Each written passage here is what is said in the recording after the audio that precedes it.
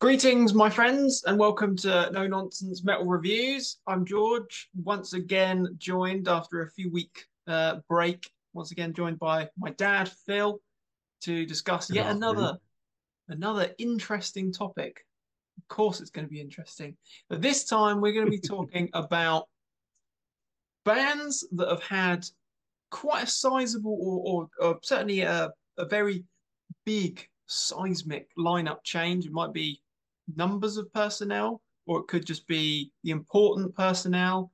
Well, I suppose all personnel are going to be important, not to understate Oh anyone, but yeah, certain yeah, certain changes are going to be more significant, aren't they? Let's face it. If you lose your definitely. vocalist or you lose your lead guitarist, it's going to be a little bit more obvious than if you lose your bassist, for example. No discredit to our bassists, but so bands have had quite a big lineup change, but actually maybe it's not been all that bad. Maybe things have actually worked out. And in some cases, things have actually worked out for the best. So would you like to kick off with your first band that's suffered their lineup Yeah, change and has yeah. I prevailed? will. I will. Thank you. This first one I'm going to pick out here is a very interesting one. I think it happened in 79, 80. The resulting album came out in 1980, and I remember this very well. I was 16 years or 15 years old at the time, and it was a really big deal because it was one of the biggest bands around. It was one of my favourite bands, and I am going to talk about Yes from 19. This album actually came out in 1980. This was the resultant album, um, and I'll just give you a little bit of background on the lead up to the final album of the sort of the classic lineup, Tormato. Uh, which is incidentally I think is actually a really good album. I don't necessarily have a problem with this album at all. I think the band themselves sort of fell apart after this. Rick Wakeman, sort of talismanic keyboard player and very recognisable figure in the band. The boys on the back there, all looking a bit pop in their matching little not leather jackets, little sort of satiny jackets there with their names embroidered on, which is very yes, actually, to be honest with you. They obviously were asked to do this because this is not really them at all. But anyway, yeah, Rick was about to depart anyway. I don't think he was in a very good place at the time. And this guy here, John Anderson, the lead vocalist and founding member and sort of de facto leader of the band, also decided that he'd had enough. So off he went, leaving the remaining three of Alan White on drums, Chris Squire, founding member, and on bass, and Steve Howe on guitar wizard Steve Howe. So there's the three of them. They've decided that they are going to keep the band going, even though they've lost the two most sort of recognisable figures in the band, and they've lost their lead singer, and that's always difficult because whatever you think, even if the vocalist is not necessarily maybe the biggest contributor in terms of writing, or whether John was actually, but it's they're the one everybody looks at They're because the it's the front boy. man. That's They're the that's front man. that's it. The front man is, and Yeah. that's it basically. And of course, that Rick Wakeman as well. Going Rick Wakeman, even way back then, I mean, was a very recognisable figure because significant solo career. Mm. And he was always on the telly. He still is, isn't he? He's always Yeah. on TV. He's great. He's great in front of a camera. He's got all the stories and the chit chat as well. So he'd gone as well. So it left the other three. So just hold that thought for a moment. At around about the same time, just before this, bearing in 1979, there was a pop duo, and I mean pop duo in every sense of the word. This, what they were doing was pure, unadulterated, late 70s, top of the pops nonsense. And they were called Buggles. Yes, Buggles, ladies and gentlemen. And Crap. so with a name like that, you kind of know what it's going to be. This very throwaway little keyboardy stuff. They had a very, very big hit with a song called "Video Killed the Radio Star." Yes, Video Killed the Radio Star, which you still hear on the radio to this day. It's a very well-known song. I'm not sure if it was number one or not, but anyway. So, and it featured a couple of guys, Jeff Downes on keyboards and Trevor Horn on vocals and bass. Now,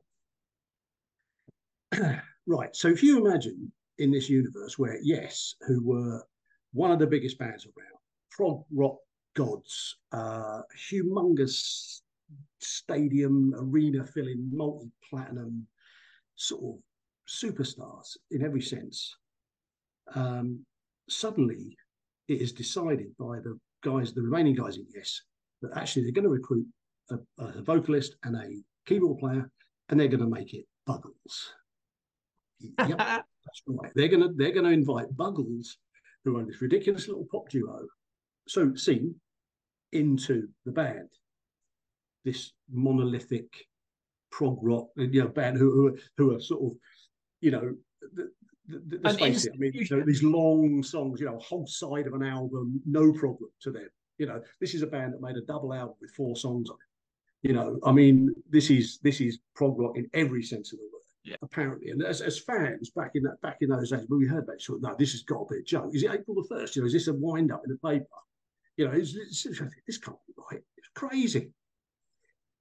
Sure enough, it was true. Now, the resultant album was this, as I said, Drama. I don't know if you can see that in there. There's the guys. I'm not too sure about that photograph either. It's a bit odd. You've got the new guys here and here, and then the other 3 of them here. Okay, now the album comes out 1980. Now, the first thing you'll notice is that they had re-employed the services of Roger Dean for the artwork, having not worked with Roger for a couple of albums prior to that. So he's back in. Also, back in on some of the production work was a guy called Eddie Offord, who'd worked with them in their heyday back in the early 70s. So he's back in as well. I said, yeah, okay, fair enough. Okay, well, you've got to listen to it, haven't you? Because there's a really, really big fan. I mean, they were and they still are one of my very favourite bands. So, and even though I was only a tender age of 15, 16, I thought, well, I'm going to have to try it. And I got a copy. And do you know what? It's an absolutely excellent album. It's a really good album. This is no joke. I think it's better than Tomato. That's not to say that Tomato is not a good album, because it is. But this is absolutely knockout. It's really well played. The track, it starts off with a song called Machine Messiah, which is just epic. It's really brilliant. And then we've got White Car, which is this very odd little short track. Then you've got Does It Really Happen? So it's 3 tracks on one side. Then you've got Into the Lens on side 2, that open up side 2. Then we get Run Through the Light, which was just a brilliant song. It's the winner on the album for me. And then the last one is called Tempest Fugit. So it's a single album, but it's only got 6 tracks on it. So that's quite prog, because they're all long. So we like that. It's immediately in that.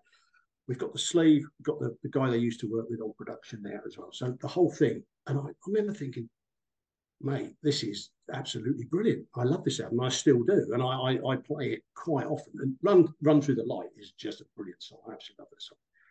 It's quite rocking for them. It's not it's got all the traits that they used to use. Steve Howell's guitar is very jarring and stuff like that. It's really, really good stuff. And interestingly as well, it went straight into the UK album charts at number 2. Wow. So yeah, it went in at higher than Tomato did. Now, that might have been because people were just very curious to see what it was going to sound like. And they thought, they're waiting to set out for a fall. But I think a lot of people went out board and said, hang on a minute, this is actually a really good album. Never mind about who's in it. It's a really fine album, damn fine album. And it was also, I believe it was top 10 in America as well. It certainly did very well. They're very big over there. That's right. So this lineup change, which at the time everybody thought, this either can't be happening or it's going to be so bad that it's going to all fall apart. Well, they were wrong, because they made an excellent album. It was a one-off lineup for that album. It was just the one album they did. No, it didn't. That was it then. But I think 2 or 3 years later, the band got back together, mostly the same lineup. Steve Howell's been in. new record deal, and they did 90125, which went absolutely. John Anson's back in the band. Mm. It went stratospheric. This was a multi-platinum selling album. And it had a huge hit on it called Owner of a Lonely Heart, which I don't particularly like. I don't particularly like the sound. But the interesting thing is, I don't know if you can see that there, produced by Trevor Horn, the Ah, guy who had just done the vocals on the previous album. So there's a real kind of tie-in. So it's always struck me as being a bit odd. But there you go. But then, of course, they went into the 80s and it all got a bit horrible, to be honest. It all got a little bit like a lot of these bands were doing at the time, lots of sort of pop synth stuff going on. They'd lost they moved away from it, mm-hmm. But just as a little lineup change, curio, because that's what that is. This is not the bassist being booted out because his girlfriend keeps turning up or something like that. That's the kind of thing, isn't it? Or because he was Zeeg-heiling on stage. Exactly. Well, yeah. I mean, come on. Marduk, take cues. Exactly, Yeah. Exactly. We don't really need a lot of Zeeg-heiling on stage anymore, do we? That's a little No. bit naughty. Come on, really. lad. But the sort of thing. Yeah, exactly. Yeah, just drop the Third Reich references there. We'll just get on with the music. How about that? Yeah, think about it. Never going to be a good idea, is it? Yeah, it's a hard one. Yeah. It's a hard one to sell, isn't it? Although having said that, we were laughing in London about Lemmy. Back in the day.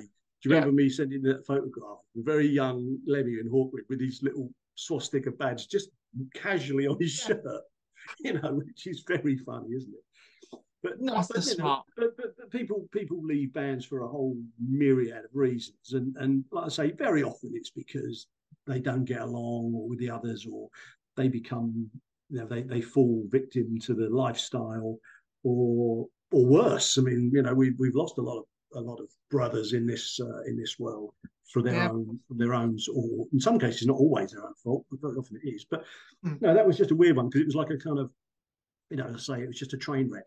It's taking the two polar opposites of popular music and banging them together like that, and out of it came a fantastic album. So, well, it is interesting though, because it's a good job that it sounded like a Yes album and not like a Buggles album, because that might have been a bit of a problem.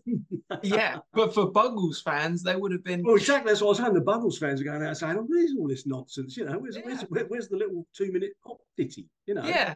Where's the radio kind of voice box thing they use? It's very fun. Anyway, I thought I couldn't wait to include that. When we first spoke about this as a topic, that was immediately going to be my first choice because it's just a great little story.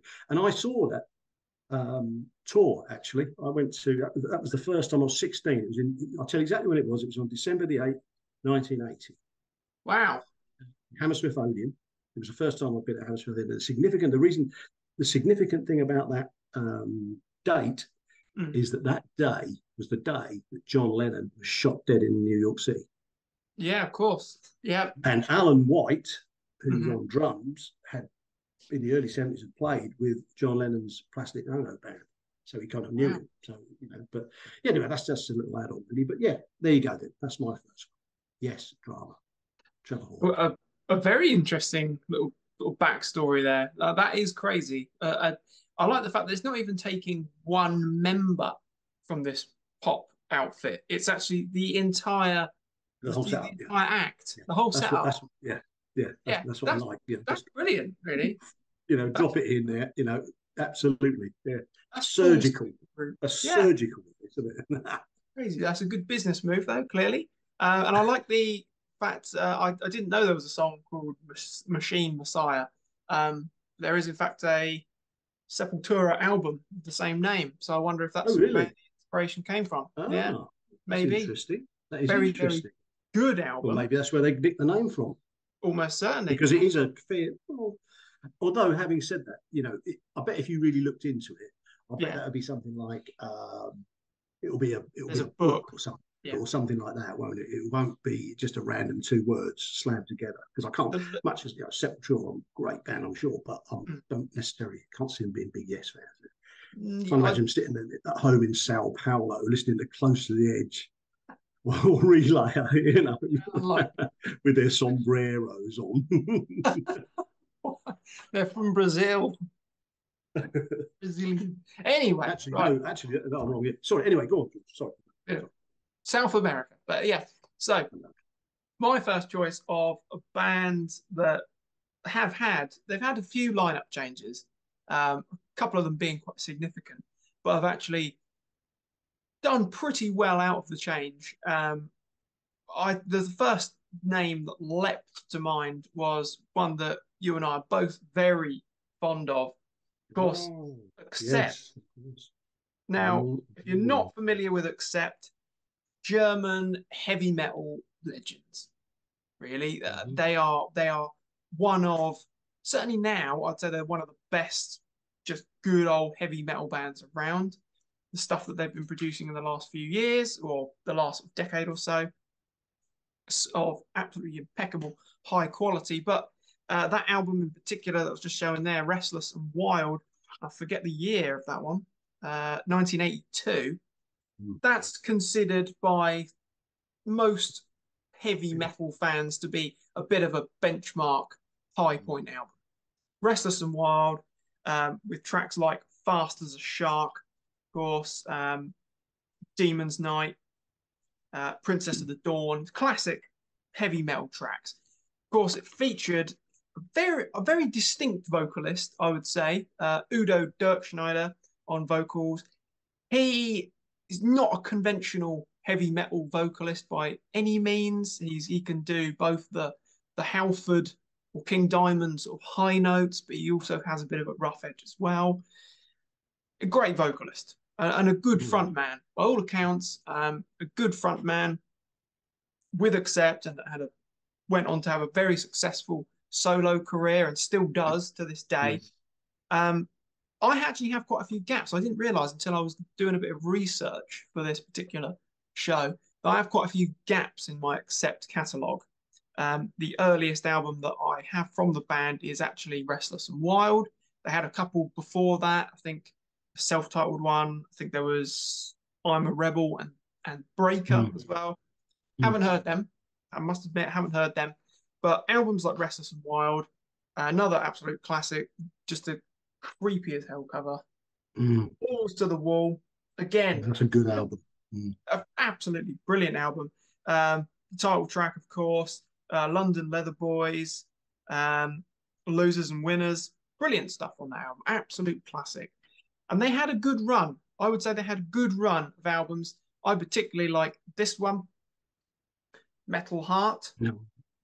Some people cite it, or some fans say it's a little bit of a low point, but I don't think so. I think Metal Heart, Midnight Mover, Teach Us to Survive, Living for Tonight, really good stuff, actually. No, it's not as good as what came before it.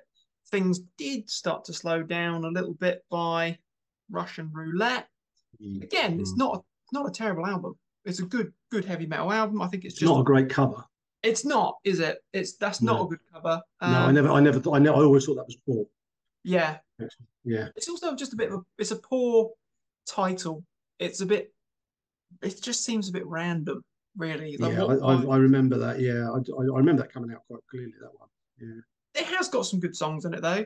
But that was 1986. Actually, I thought it was a little bit later than that.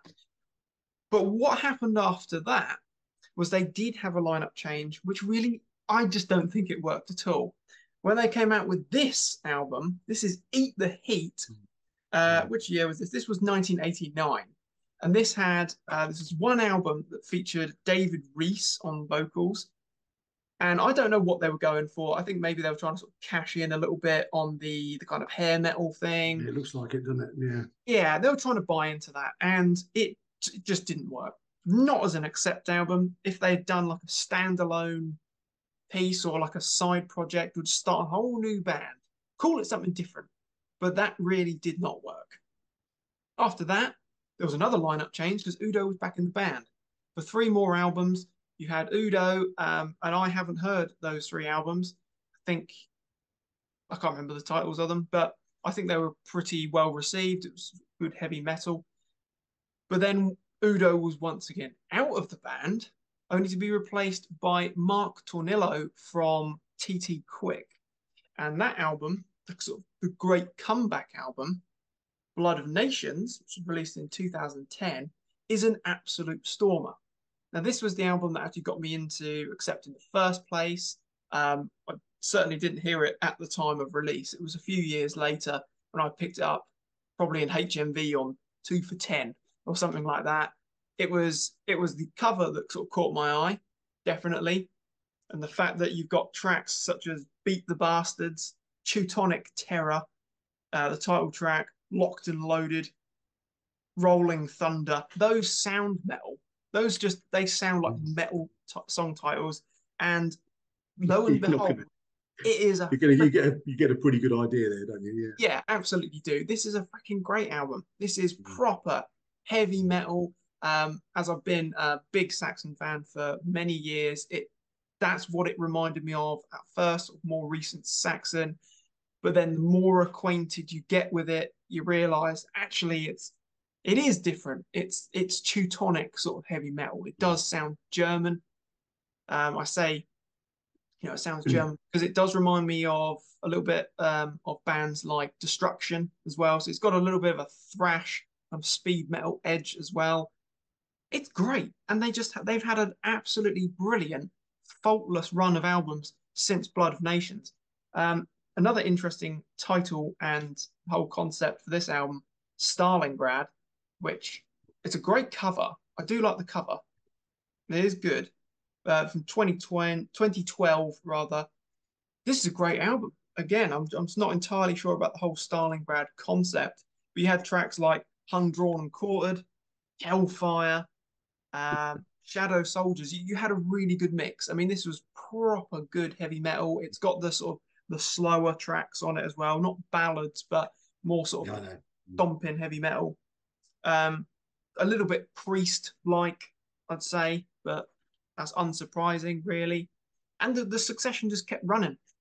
Blind Rage, brilliant stuff, proper heavy metal. Then we have The Rise of Chaos. Just again, you think, where are they going to go wrong? They've got to go wrong soon because that's 4 albums in a row. No, Too Mean to Die, which was 2021, kept up the pace. Brilliant heavy metal.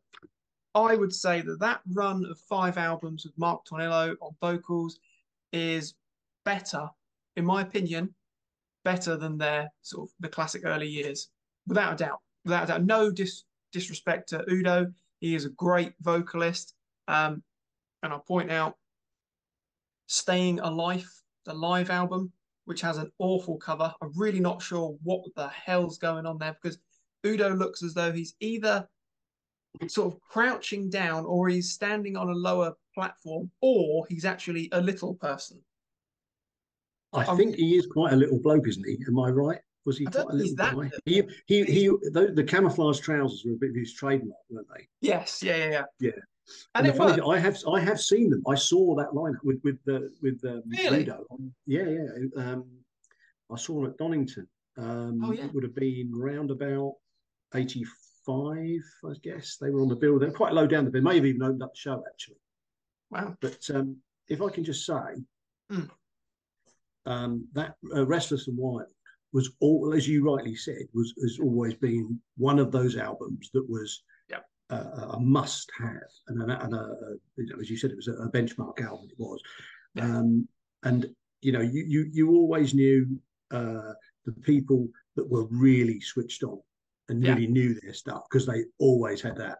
There, it was absolutely a must-have. And the first time I'd ever heard of it, a friend of mine way back, very early '80s, um, uh, went to see Judas Priest at Hammersmith Odeon, and they Nice. opened up for them.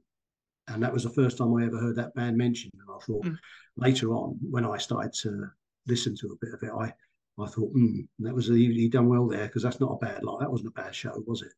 no, And isn't it funny as well that you mentioned, there is a sort of a Priest influence there. mm, You know, definitely. we seem to say that a lot, don't we? Judas Priest influence. I mean, they are. I think Yeah, they're a far greater influence than perhaps people realised. But that we're getting off I subject. agree. You know what I mean? We Yeah. often say that, don't we? But did just tell me the guy who came, the vocalist, the sort of one album wonder who came Yeah, in. David Was he Reese. was he from another band that I know, or was he from nowhere, plucked from nowhere? You Or know, I really don't know. I have No, no idea no, because no. the name I have the I don't know album. the name. I must admit. I just No, thought maybe you knew something on that. no, But, I probably should have looked into that, but I have the yeah, album and I have heard it, and I've never been able to really appreciate it. It's no, one of those ones where no, you sort of try because you love the band. You because you think, do. Yeah. Yeah. yeah, Well, you I know, will definitely look into those last albums because I haven't heard. If I'm 100. honest, I haven't heard any of those. Well, I would But I absolutely will check recommend. it. I check them out because obviously that's high praise indeed. If it's saying Oh yeah, actually better than first time round, which is, as I yeah. say, they weren't bad albums, then were they? Oh God, no. Especially I for mean, the rest of what some was time. yeah. I mean, Yeah. those last five. That's a clear run of just really reliable heavy metal. It's Mm, it does. There's a lot of similarity with Saxon in that mm, respect. That their more recent output with Saxon, I'd say probably from Sacrifice, they have not let up in just being absolutely reliable, proper heavy metal. It's heavy though. There's not mm, a lot of the whole the early era where there was a little bit of a hangover of the blues influence, mm, or a little mm, bit more of the sort of traditional rock and roll influence. That's gone. And what you've got now is almost like a concentrated heavy metal. They're not trying to be the mm, heaviest band in the world. They're not trying to be the fastest band in the world, but they're accept are certainly delivering right mm. up till present times. Because I was really pleasantly That's good, surprised great cover, how. terrific cover. Isn't it? Oh yeah, it's absolutely amazing. Yeah, One of yeah. those album covers where that just screams metal. Oh yeah, yeah, yeah. Absolutely You brilliant. kind of know what it's. It's not going to be a Gregorian chant album, is it? No, no, it's not going to be. Or a Christmas album or Yeah, that's anything right. like that, is it? Christmas songs in a traditional Yeah. Scandinavian folk style. It's not going to be that, is it? No way in hell. No, no. Metal as you like. So Absolutely. accept a band that have prevailed from their lineup changes. Right, are you ready for me to go? Over to you. Thank you. Right, next band. I'm going to go for this particular lineup change. We're going back to 76, 77 once again, because that's kind of my era. One of my very favourite bands at the time, who have been with me all the time I've been listening to music, a band I absolutely love, and they are true legends. Uh, my darling Uriah Heep. Now, they had a pretty impressive run from the first album coming out in 1970 to 1976, and they had Was that very heavy, very humble, the first one? no, it's not actually. No, I haven't. I just Oh, bought a couple down. There's Look at Yourself there with that fantastic oh yeah. voice. This is actually their best album, 1972, I believe, or 71. Actually, just too good for words. Really. And you've got albums like The Magician's Birthday, Roger Dean Sleep there as well. And I just bought a couple down just as props. And it all went very, very well for them for that first 5 years of the 70s. They were a genuinely big time Charlie band, particularly in America. They were arena band. In fact, interesting little factoid. Um, in 1974, I believe it was, Rush, who of course went on to mega stardom, did their very first professional gig in the US, because obviously they're a Canadian band, Mm-hmm. opening up for these boys truly Really? in front of 16,000 fans in Philadelphia. So they were a big name. They were a big name.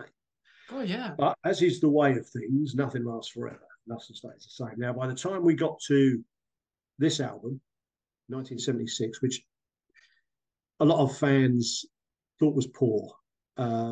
Personally, I don't. I think it's a very good album, actually. It's certainly better than the previous two albums, but it was considered to be a bit of a low point. And the lineup imploded at this point. The original lead singer, founding member, this guy here, Dave Byron, who's sort of sitting down there for some reason. Yeah. There you go. And this guy here, John Wetton, yes, the John Wetton, they were out at this stage. I think there was a hell of a lot of problems with this band. I think there was so we say recreational problems for both of those guys. I think Of course.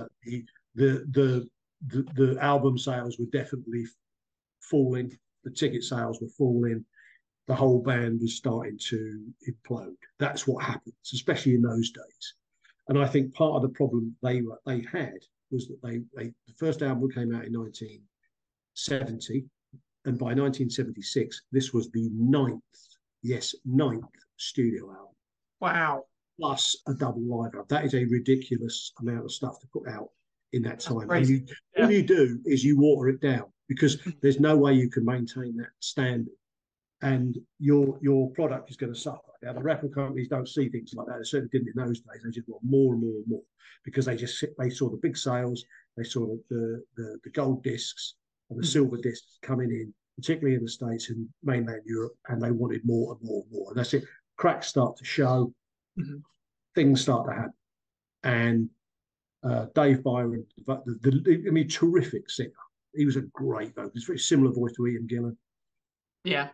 Looks like a consummate frontman as well. He looked every inch the rock star, you know, in the hair and the tash and the crazy sort of silk suits and stuff. I mean, he was one of the very first doing all that stuff. Actually, I mean, Freddie Mercury on record, you know, cited Dave Byron as the guy he wanted to look like.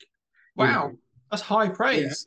it is, and you know, and he was brilliant at it. He was a great frontman and a proper guy. But anyway, he fell apart. He was becoming a problem for the band. I saw an interview with the late Ken Hensley, the keyboard player and main man. He was saying that the problem is that when you get someone like that, even though he's a founding member of the band, he was brilliant for all those years, but when they start falling apart like that, Mhm. it's a little bit difficult to sit there watching somebody throw their own career away and possibly yours as well. It's a little bit difficult to take. So they decided he was out. It's a tough pill to swallow, isn't it? Yeah. It is, but he was out. John Wetton left as well. John Wetton had only been in the album, in the band for a couple of albums. He went on to mega stardom with Aisha a couple of years later and this sort of stuff. But they decided to soldier on. The remaining three members: Ken Hensley, Mick Box, mighty Mick Box, I should say. Laughing Mickey Box. Why Yeah. isn't you laughing, Mick Box? Yeah, you know, yeah, absolutely. Why can't they have a why can't they have a Rock and Roll Hall of Fame mention or a knighthood for Sir Mick? But anyway, Well, they bloody should. Yeah. they should do. And Lee Kerslake on drums has been with them forever as well. So the three of them decide to go out and recruit a couple of new members. They bring in a guy called Trevor Bolder on bass, who previously been with David Bowie's band, so good pedigree. Yeah. He was no stranger to being in front of a lot of people. And the vocalist, they decided to pick on a. Oh, you know, this can't be insert out here. They decided on a guy sort of hovering in the background there. I don't think he's short. I think it's just the way they're standing. Looks like standing on steps. Yeah, he's standing on a lower step there. A guy called John Lawton. Now, John Lawton was a British or an English guy, but he was working with Lucifer's Friend, the band we spoke about when we did the album covers thing. Oh Do you remember? yeah. Yeah, the Yeah. little creepy photograph. Right.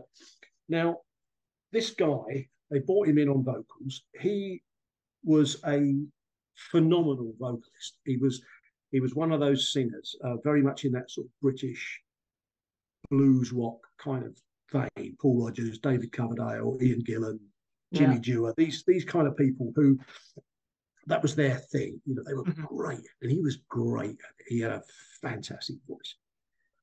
But what he didn't really have was he didn't have the he didn't look great. If I'm being honest, he's sadly no longer with us. He passed away during COVID, actually. Oh really? 75 years old. Yeah, and the guy was in great shape. I mean, he was still working, touring because he was his own band, but very big in Eastern Europe and Germany. He based himself over there. You know, he was effectively a German because he'd always lived there just about. But he didn't really look the part. He kind of was going a bit bald, and he sort of just didn't look the part. He's no David Byron anyway. So he had the voice, but he didn't have the image attributes to go with it. But nevertheless they got going again, and they made this album. Firefly, 1977, I think it came Mm. out, and it's a superb album. I mean, to me, it's absolutely knockout album. This is it. It starts off with a track called "Hanging Tree," which is without a doubt one of their best songs ever. It's a great album. I don't think I've It's even seen that cover before. Have you I not? No, never. it's a little bit kind of fantasy sort of cover, and it's a I like little it. bit, yeah, it's good, isn't it? But it's a little bit deceptive actually because it Yeah. makes it look a bit airy fairy, but actually it's not. It's a rocking album actually.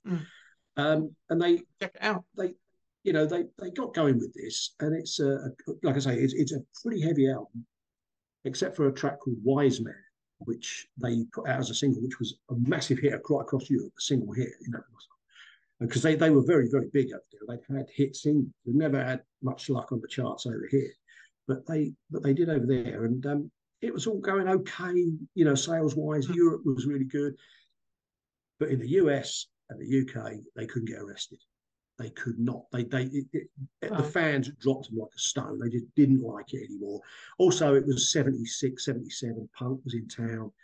A lot of the bigger sort of Mm. rock bands, if you like, had either knocked it on the head or had sort of just kind of the popularity just fell away.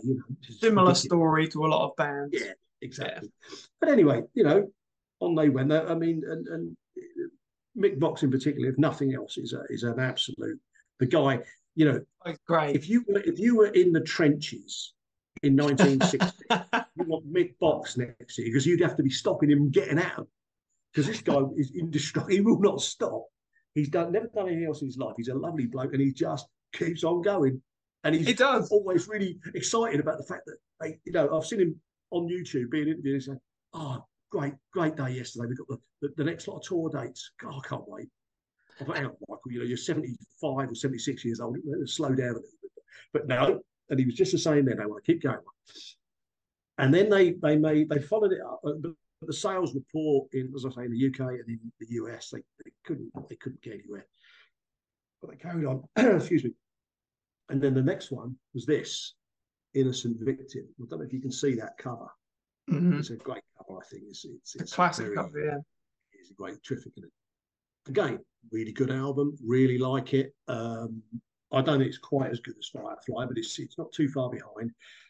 John Lawton, again, absolutely just amazing vocalist. I can't believe that he didn't sort of make more headway. But I think a lot of it was down to the fact that he just kind of looked a bit odd. Okay. Yeah, it's a shame for him, really. But anyway, and then there was one more after that, which I don't actually have a copy of. I'm going to get a copy. But these are the kind of expanded version ones. I want to get another one of these of another album called Fallen Angel, which came out in '79. So we had 3 albums in 2.5 years from this lineup.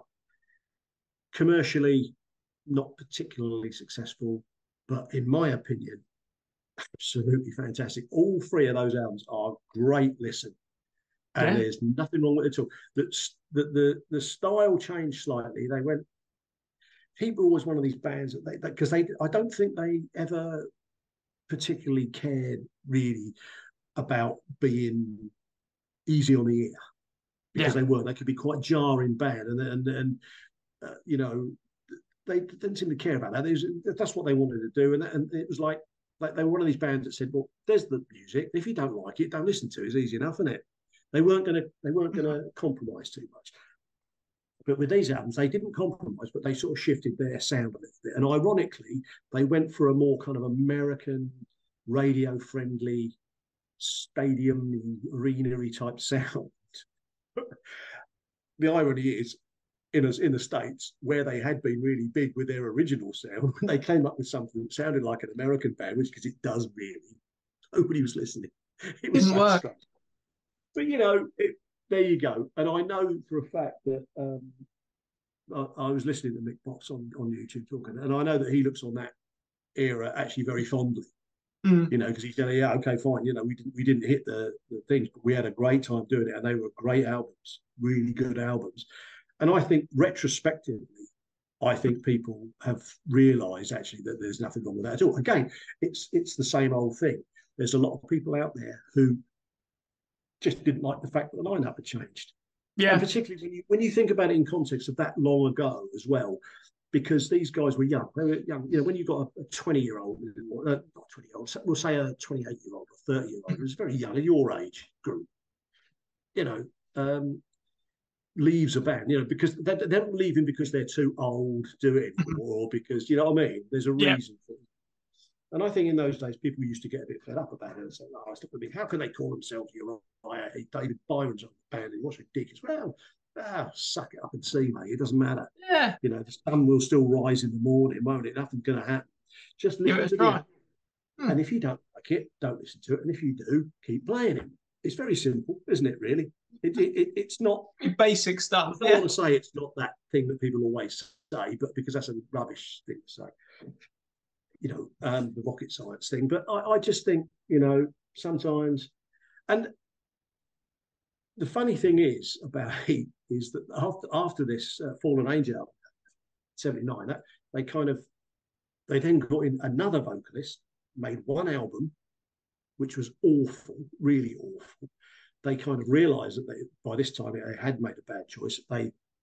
They actually folded for a year or so. Yeah, they did. They folded. Then Mick obviously thought, oh, I can't handle this. I've got to be back on the road. So he gets the band back together with an almost entirely new lineup, and off they go. And then this time they are back to albums like Bomb and Og and stuff like that, which are, you know, and all of a sudden all the sales come back, funnily enough, in America. That Bomb and Og was top 20 album over there. So, you know, Wow. all of a sudden, yeah, it was. They went over there. When a Bomb and Og came out in 81, they went out there and they opened up for Def Leppard. Really? On one of the very early tours. Oh, it may have been 82, but one of the first. It would have been the first big. I think it was it High and Dry is the second. Probably High and Dry. Yeah. And I think High and Dry was the album that really got them going over there, wasn't it? Because Yeah. they suddenly became very big over there, and they went over there, and they opened up for it. And that, you think, that is real quality behaviour, isn't it? When you are quite happy to. This was a band who I told you they had Rush open up for them, they had Aerosmith open up for them, they had Kiss open up for them in the early days. You know, you think, okay, and then okay, that's gone. It's not like that anymore. We're going to go over there and we're going to open up for Judas, who did I say? Def Leppard, Blue Oyster Cult, and Jethro Tull as well. So no problem with doing that because you're still out there. And it is good, isn't it? It's very refreshing because there's lots of silly examples of people where they won't tour with so and so because they once opened up for them and stuff like that. You know, like Kiss comes to mind there, doesn't it? Yeah, you know, who famously said we would never play with a band below a band on the bill who's opened up for us until they opened up for Maiden, and then because they've become 1,000 times bigger than they are, you know, and they offered Gene the money, and that's what talks with him. Absolutely. But no, a lot of respect. The lineup change was, for me, was a perfectly good one because the music that came out of it, and that's at the end of the day, that's what it's all about. Nothing else matters. All that other stuff goes in. Is it a good way to spend 40 minutes? Yes, and that's what it's about. You know, because that's all you're talking about. So let's leave that. You know, and they've had so many lineup changes because they've lost a lot of stars as well. You know, over the years, but you know, they're still going, and we in fact will be seeing them again next year, will we not? Yes, indeed. Opening up for one Saxon more time. and Judas Priest. There won't be one more time though, will it? Let's face it. It'll be. No. We said that. refusing to not go on tour. I'm pretty sure we said. I think that is absolutely admirable. I really do. Oh, good. You know, it's absolutely admirable because you do it because you want to. And you still like doing it after all this time, and enjoy it. Grin on your face, and yet it's not making it seem like hard work, and you don't want to be there, and all the rest of it. David Coverdale, you know, do you know what I mean? Yeah, absolutely. So, you know, there you go.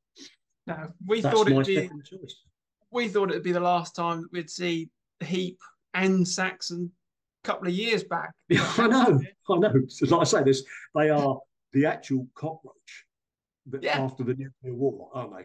You know, keep going. Nothing, just this post-apocalyptic wasteland with dust going around, and all of a sudden there's, what's that noise? Oh, it's Uriah Heep. They're just like rehearsing for the next tour.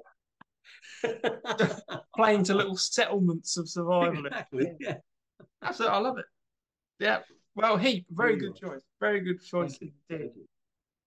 All right, so my second and final choice would be a personal, absolute favorite band of mine. A band from Finland, established in the mid 90s. Uh, one of the real pioneers and heavyweights of what has basically evolved into being symphonic metal. A little band called Nightwish. Ooh. Now, this is probably not the best example, but this is their first album, Angels Fall First, which is it's not a terrible album, but it's certainly not a good album. It's not a brilliant representation of the band, but just for the fact that it's got their font, their title there Mm. quite nicely. This is a very interesting band because they're a bit of a I'm going to say a bit of an anomaly because essentially there are so many bands that do exactly what Nightwish do. Have very talented female vocalist at the front there, and then having keyboards, having synths, and then having the whole sort of metal, heavy metal element as well thrown in there. There's so many bands that do that, but Nightwish have really, really excelled. And their early era, they had a lady named Tarja Turunen on vocals, and they released some absolutely brilliant albums with Tarja on vocals. This is Oceanborn, their second album, which is a really lovely album. It's got loads of those sort of proggy synths um, from keyboard player and sort of founding member. I think it's pretty much his band, a guy called Thomas Halopainen. He is a very talented musician in himself and brilliant songwriter. And they had a really great run of albums, just like Wish Master. Brilliant stuff. Really good. Somehow I've ended up with two copies, but all like alternate versions of the Over the Hills and Far Away EP cover, based on a cover of Gary Moore, no less.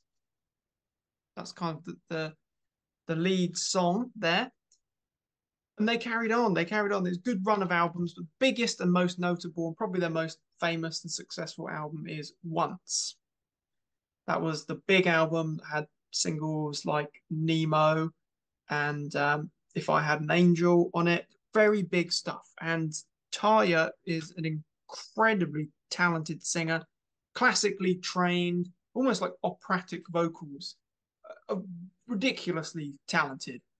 And after Once, for reasons that I'm not quite sure of, she decided to part ways with the band. A band that had come quite a long way and made quite a career for themselves. They were quite a status anyway by that point, and that was 2004. So within sort of 10 years, they had really shot up in the sort of European heavy metal world.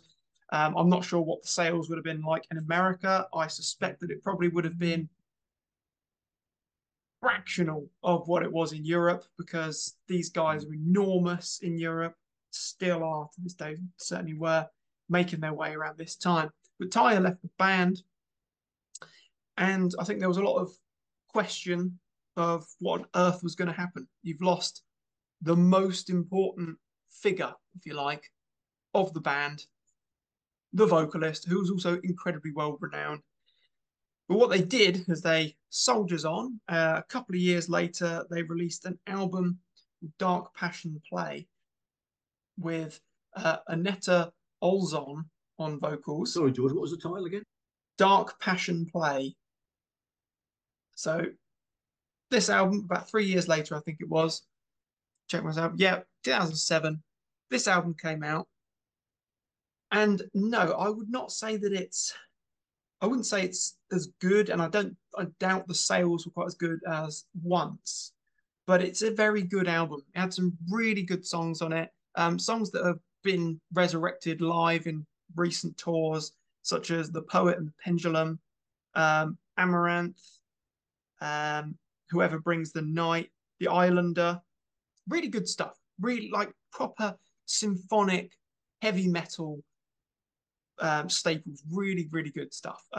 They upped the gear with the successor for that, Imaginarium.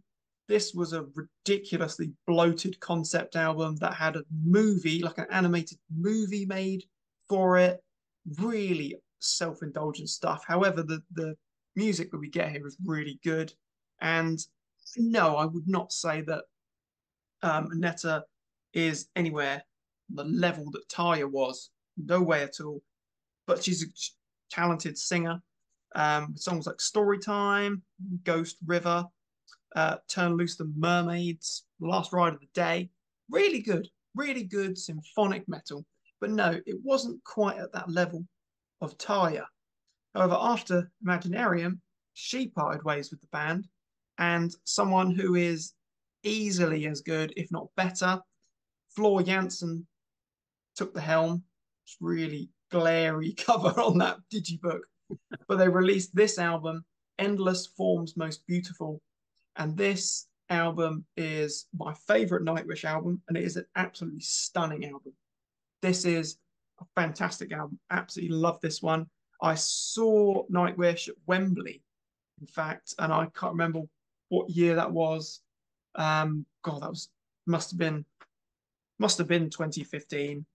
Um, and it was amazing because they played the majority of this album. It's the first album to feature Floor Jansen on vocals, so they really did kind of focus on this material.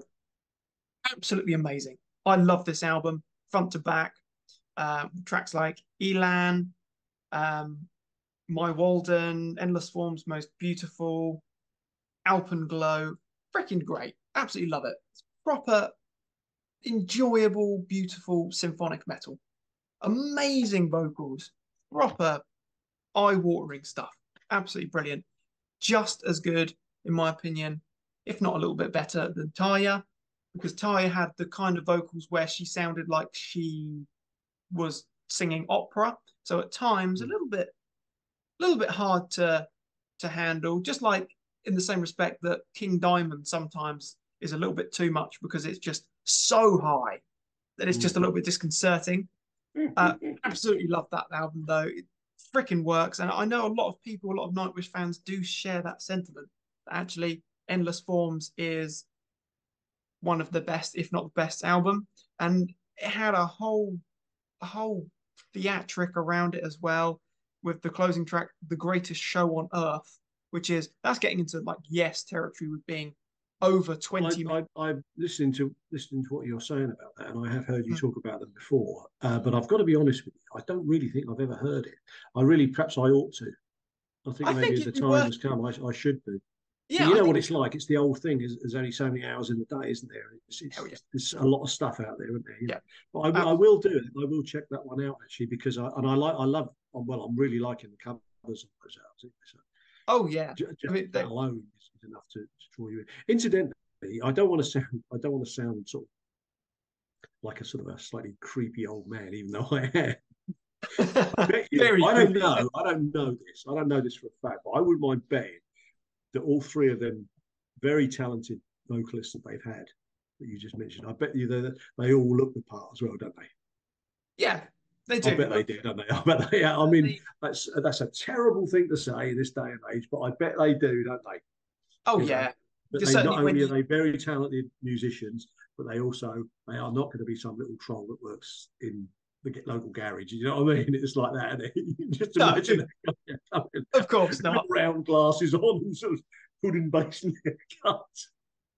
You know, Well, absolutely not. And you see it, shots of them live and stuff, and it's I they know. have the I full bet. Yeah, but it does costume. sound interesting. Actually, it does sound Absolutely interesting. brilliant. Actually, and isn't it amazing how the Scandinavian countries seem to be able to produce all this stuff?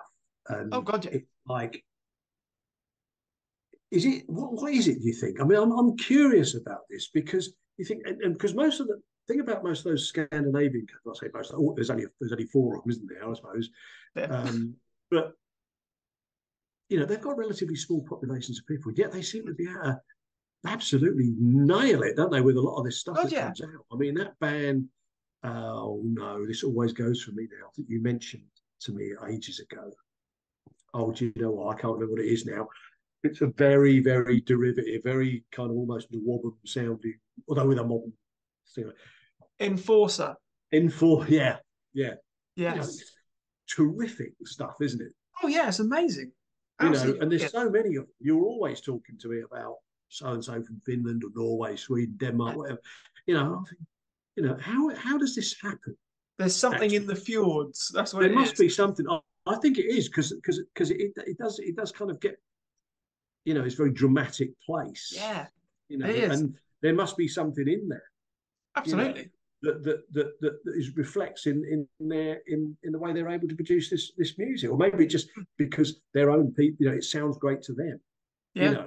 because an Conviction. awful lot about you don't hear an awful lot about French or Portuguese or Spanish or Italians used to produce a lot of good prog bands, but Greece but you don't hear. I'm sure they do. I'm sure the bands do come out of there, but we never hear about them, do you?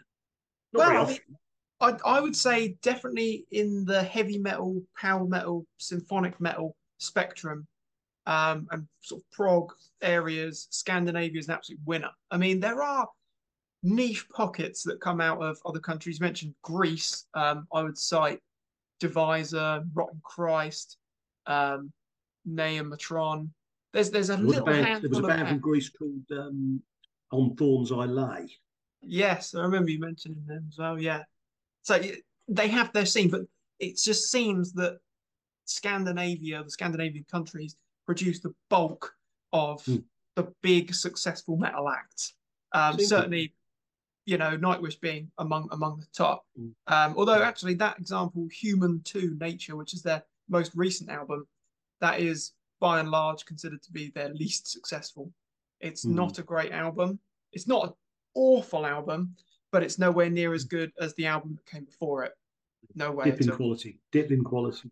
Massive dip in quality. Difficult to maintain, though, isn't it? As we Yes. always say, it Yeah. must be very difficult to maintain, especially if you Set the keep benchmark. banging them out quite regularly. It's Yeah. inevitable, isn't it? It's Oh God. inevitable. Yeah. You know, it's Absolutely is. interesting. It's interesting. I will check that out actually because I'm loving the cover. I like the whole idea of it actually, and the female vocals and the name. It's a great Yeah. name as well. Yeah, absolutely. It's just so powerful. I mean, I wanted to show this one because this is a double live album, Decades, live in Buenos Aires, and this was released in 2019, recorded September 30th, 2018. This Mm, is essentially just an album full of hits and very deep cuts. mm, Um, but we've talked many times about a live album having the definitive versions. mm, mm, So mm, this is Floor, my favorite of the three vocalists on vocals, recording or performing tracks through the early Taya years, through the Aneta years, and her own material as well. And I absolutely love this. This is one of my favorite live albums. This sounds amazing. The band are on top form. They sound incredible, and it's great because you get to hear those earlier tracks or those older tracks being performed by an incredibly talented vocalist. mm, And it mm. really Which is works. always which can be difficult, Yeah, can't it? It can absolutely. be, Yeah, sometimes that can not work. It can go badly wrong actually, can't it? trying to live up to what's come Yeah. before. Sometimes it really doesn't work, and we've talked about a few examples where you get a successor that just doesn't live up to it. But this example, Nightwish, this lineup change works big time, and I very much look forward to hearing whatever they come up with next. Because no doubt, if it's got floor, I'm sure it'll be brilliant. Yep, that's my final example, the mighty Nightwish, and I would Four on recommend the floor. check it out. Liking it. Good. Fantastic. Yeah. So And there we have it. there you have it. From myself, we had Accept, German heavy metal legends, and Finnish symphonic metal goddesses slash gods, Nightwish. From yourself? Yes, From definitely. Yeah. Roger Dean. Oh, what could be better? And of course, rock and roll titans and refusals to give up at any possible cost, no matter what. Never This Surrender. is, yeah, Uriah Heep. They were basically the Wehrmacht in Stalingrad, refusing to give up. The Sixth Army, which just will not.